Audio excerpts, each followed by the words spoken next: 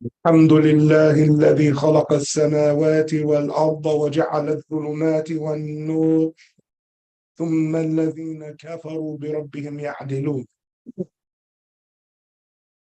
الحمد لله الذي أنزل على عبده الكتاب ولم يجعل له عوجا.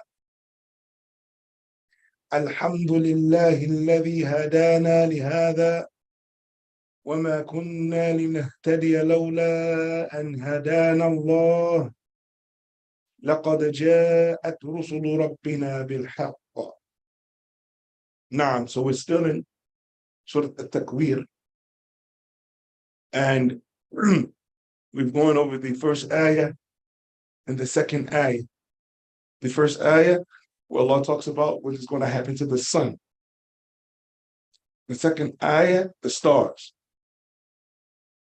And when memorizing this surah,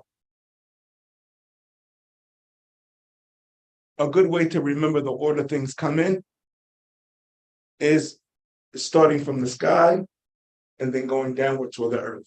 So Allah said, إِذَا الشَّمْسُ كُوِّرَتْ, when the sun begins to dissipate, وَإِذَا النُّجُومُ كَدَرَتْ, and when the stars begin to fall. وَإِذَا الْجِبَالُ, and the first things on earth are the mountains. So it went from the sun, the stars, to the mountains. Then after that to the camels, which is from some of the biggest mammals. And then after that, وَإِذَا حُشِرَتْ, then the wild animals. Then after that, وَإِذَا الْبِحَارُ سُجِّرَتْ, then the oceans. So it's going down, down, down like that.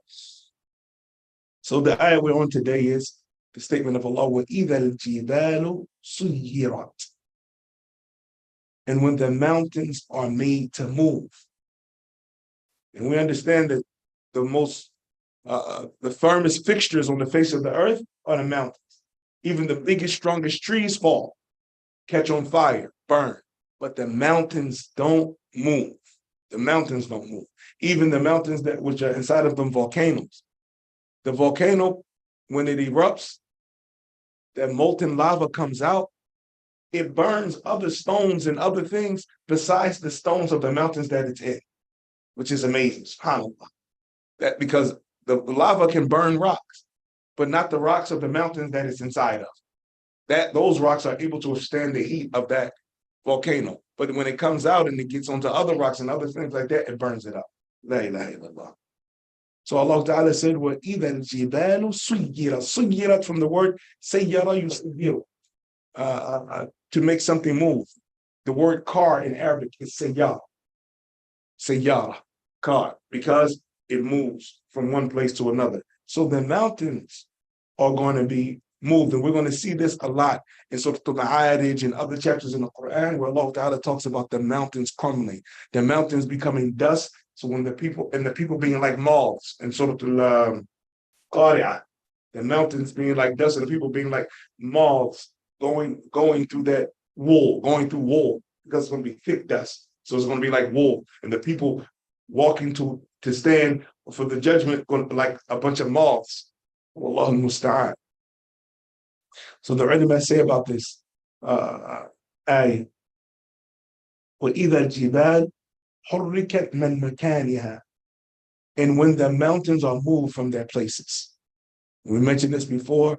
The purpose of that is that all of this, think about how much space and surface that a mountain covers, different sized mountains.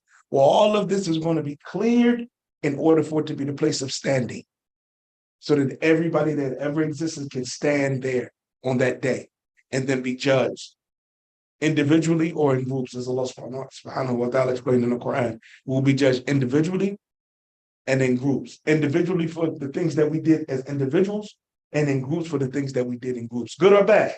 Both good and bad will be judged individually and in groups. So this is another example of the great power of Allah subhanahu wa ta'ala. The great power of Allah ta'ala, that the firmest fixtures, وَالْجِبَالَ, as we want to in Surah An-Naba, وَالْجِبَالَ أَوْتَادًا, we made the mountains as pegs.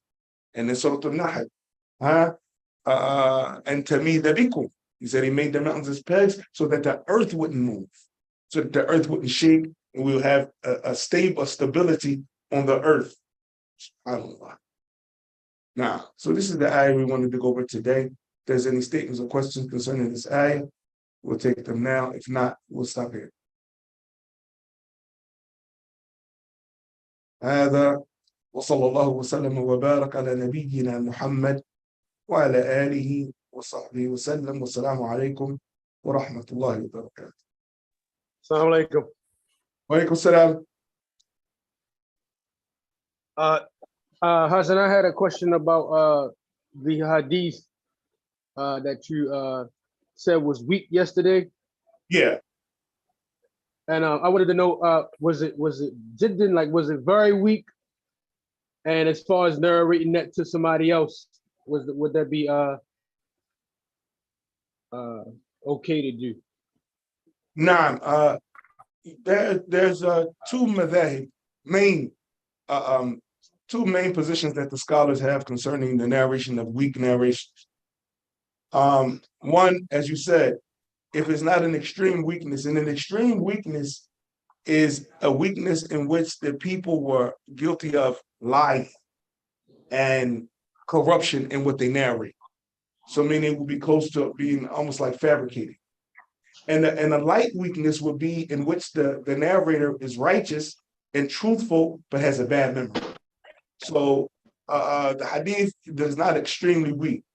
Also, the position, some of our ulama say we have a sufficiency in the authentic ahadith. So we have no need to narrate that which is weak. Others ulama say when it comes to belief, when it comes to punishment, legislated things, haram and halal, then it's not permissible to narrate that which is weak. But when it comes to fada'il al-a'mal, doing righteous deeds, in which the narration, the things that are mentioned in the narration have a basis in the deed. However, maybe there's some things mentioned in the hadith that is weak, that we can't confirm that reward, or we can't confirm that punishment that was mentioned in the hadith, but we confirm that that particular thing that was mentioned is authentic because the hadith yesterday was about dhikr. So everything that was mentioned about dhikr and benefits from dhikr was correct. The incidents that happened to those individuals is that which we don't confirm in that hadith. Nah, and hadith like that. So some scholars say if you're going to mention a hadith that is weak, but is in the issues of fada'il al-a'mal, virtuous actions that are not obligatory, then it's okay to narrate them, especially with the condition of bringing the attention to the weakness in the hadith now. So to narrate it and then to remind the person that this hadith is weak or has some weakness in it is important because it's from being truthful and delivering the message. So if you narrate something that's weak and you know it's weak, you have to say, okay, this is the hadith, but it's weak. Just like in normal speech when people talk to one another and like that, and let's say information reached the person, then the person says, okay, yeah, I mean, I'm not confirming, but this is what was said to me. I'm not confirming it, but this is what was said to me. So like that. No, assalamu alaikum.